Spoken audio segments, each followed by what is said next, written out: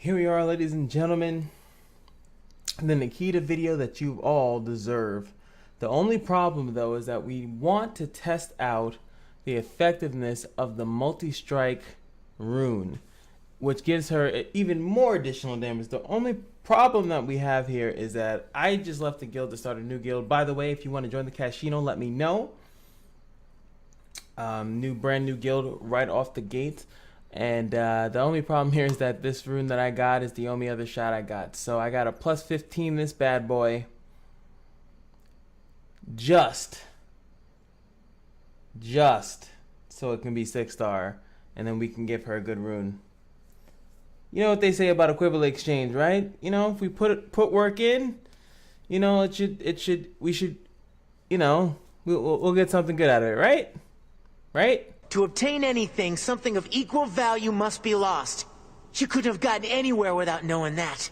A beautiful story, told to comfort the oppressed and make children do their lessons. The truth is, the law of equivalent exchange is a lie. Impossible! To gain something of equal value must be lost. Conversely, if you give something up, you will always gain a prize of equal worth in return. Exactly. That's why people work hard at anything they do, because it pays off. Wrong. People work because they believe it will pay, but equal effort does not always mean equal gain. Like what? Consider the state alchemy exam which you passed with flying colors. How many others took the test that day? Spent months, years preparing, some working much harder than you. Yet you were the only one who passed. Where was their reward? This doesn't feel good.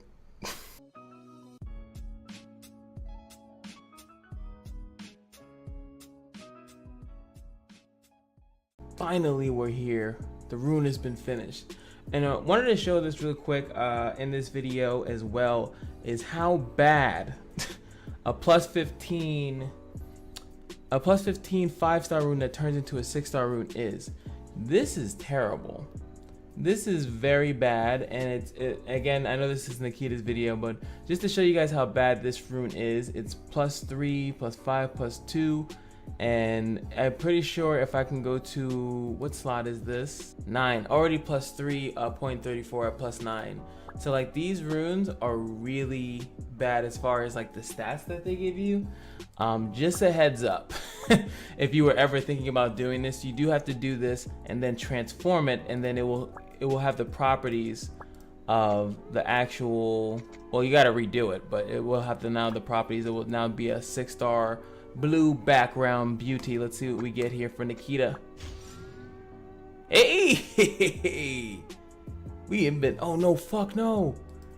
No, I got trolled. My other one is the same slot. I got trolled. Which one should I take? I'll keep this one and we'll re-roll this one. Even though I know it has attack speed, it has a little multi-strike, we'll change this one. God, that is terrible. What is that, up 5? Come on. Ugh. God's plan. Okay. God's plan. We're good. We're good. We're good. We're good. All right. Next step that we have to get through is to test how much she does with a regular attack, how much he does with the multi bonus, and then we will put on the multi-strike runes we just got, and then we will do that. So what we're gonna do here is that I'm going to unlock her thing, so she's gonna have more chance to multi, because I don't want to give her any runes right now. And then we're gonna see exactly how much damage she gets with the multi bonus. So now boom, we got that. It gives her more crit chance. She already has multi bonus, and as you can see here, this is a fresh NIKITA. She has absolutely no stats, no purples, no nothing. This is a bare unit right now, so it'd be a really good way. And this is kind of how I want to do a lot of these damage units, to really show you the bare necessities of the unit. And actually, it would be smart if I actually went through what the unit does, right? So this is a NIKITA video, right? So let's go and now that I got all the setup, right? It's active. We're gonna go through this. So pretty much her first and second skill give her attack increase. They stack on each other. It only stacks up to 3. So pretty much this one will give you, if you do this into this and this, then boom, you have 3. That's kind of how it works. Now, as you can see, this one is 50. The problem is that this one is 15, and I should have really farmed more stacks of her, because this one is 15%. Meanwhile, this one is only 10, and this only gets 15 when it's like that. So when you do this one, and if you were to do this and not multi into your S1 again, you're only getting a 10% attack increase. Just keep that in mind, guys. Just a heads up. So that's, these two moves kind of just don't really do anything except that one thing about constantly giving her a buff. But it only stacks at 3, so 45% is pretty much the highest you're gonna get. But since she's gonna be multiing so much based on how she works, you will be able to pretty securely always have this one. So that's why I did 616. This one also is a chance, 40% chance to stun attack types and hybrids. It's AoE adjacent, but it does not matter who you hit with this move. It will try to stun all of the attack type monsters in the fight, and same thing with the hybrids.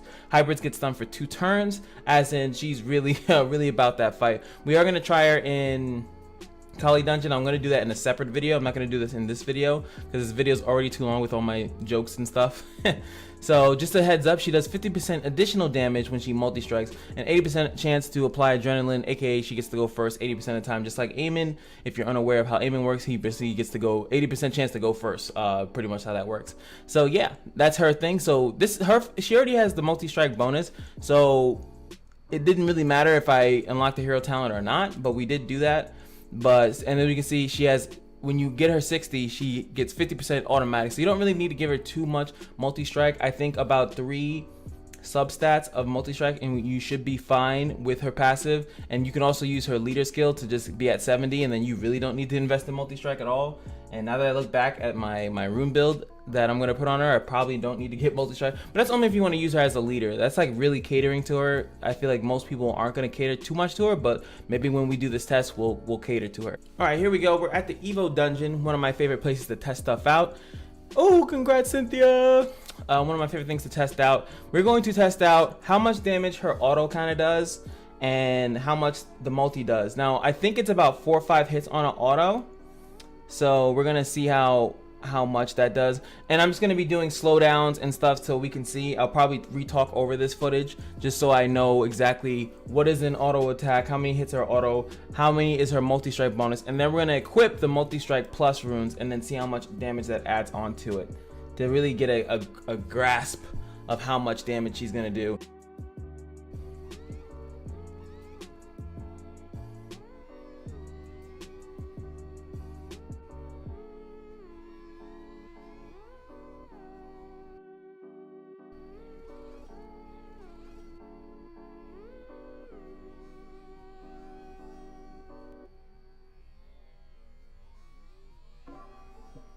Now we have the damage for absolutely no bonuses.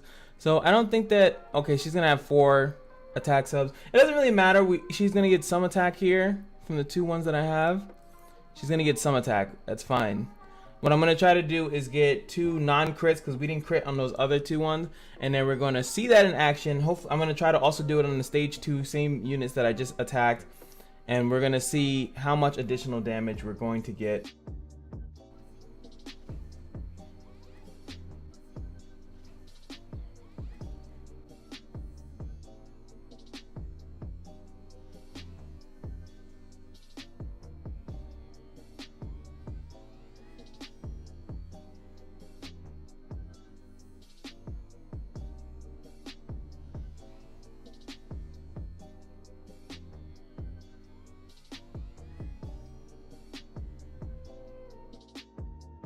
When we equip the runes, when the multi-strike, the 9,787 jumps really kind of big for 14,943 damage. That is a huge jump. Now what we're going to be doing here, is that obviously I took my Nikita out because she's not built.